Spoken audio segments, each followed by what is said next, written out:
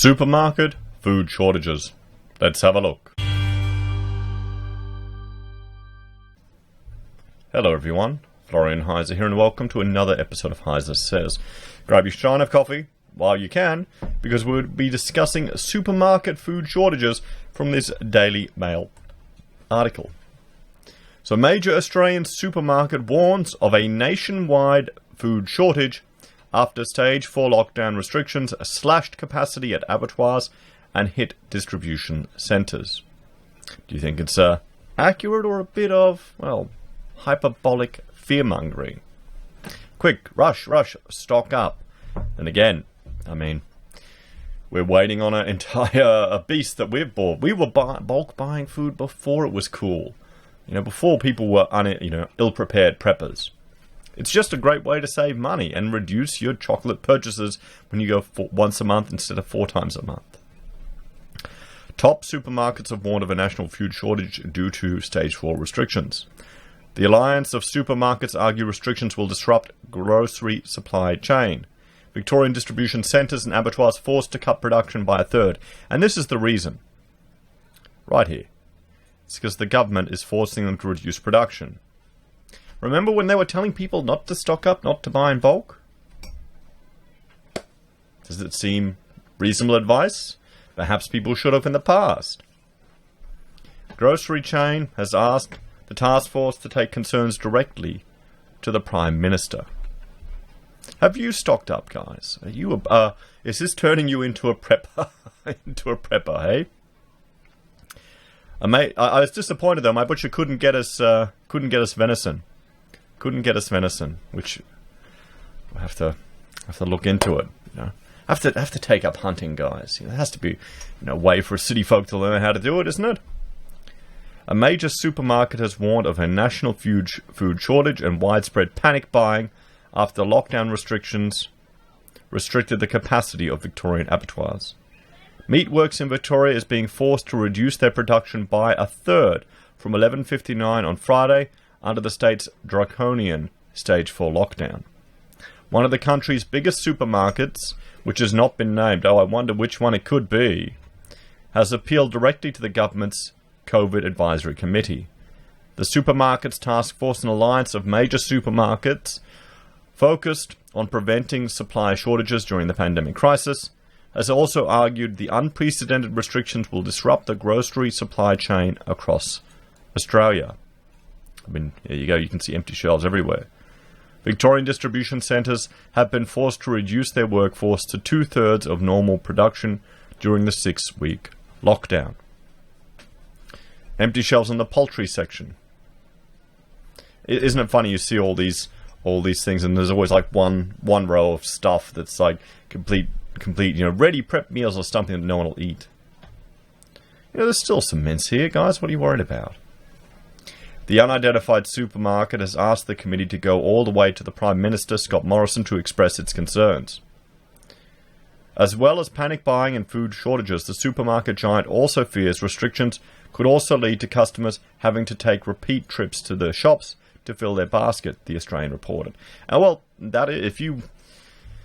here we go. You've got the state imposing all these lockdowns and restrictions to try and mitigate the spread of the virus. But then you also have restrictions on people buying food, so you're going to increase the number of trips that they can actually do are going to get larger. So this is where all these interventions, the arguments can be made. It's questionable how effective they are. It really is, sadly. I didn't realize that until I did a video this morning, disease mitigation measures. I recommend you sit down with a long coffee and have a listen to it. It's an hour, we go through the entire paper, but it's worth it. The task force includes Woolworths, Coles and Aldi, and has been communicating with the Department of Home Affairs since the beginning of the pandemic outbreak in Australia in March. Business Council of Australia Chief Jennifer Westacott said there were serious problems with current restrictions in Victoria. We have to urgently fix supply chain issues at distribution centres, she told the Sydney Morning Herald. These restrictions must be lifted today because they do not recognise that supply chains operate nationwide. No, I'm sure our glorious leaders in Victoria know exactly what they're doing. It's a fine-tuned machine. We have to urgently fix supply chain issues at distribution centres. These restrictions must be lifted today because they do not recognise that supply chains operate nationwide. I just read the same thing twice, didn't I? New South Wales Health Minister Brad Hazzard told ABC's News Breakfast on Wednesday the state and federal governments should find ways around any potential shortages. Here's Cedar Meats with their issues that they had, guys. The governments around the country will find ways around it. We'll work together to make sure food supplies still get through, he said. How many meals is it? How many meals is it before you'll reach anarchy? Maybe this will be the one thing that forces people to start protesting. Do you think people will express their outrage in Australia? How many meals? 1, 2, 3? Or maybe the bottle shops are closed. Maybe they'll lock down the bottle shops. Would that have the impact? On Wednesday it emerged vegetable prices are set to soar by as much as 60% as the pandemic border closures lock out seasonal workers. There you go. We're going to see hyperinflation here, everyone. Farmers are likely to be forced to either lift wages to attract local workers or leave their product unharvested.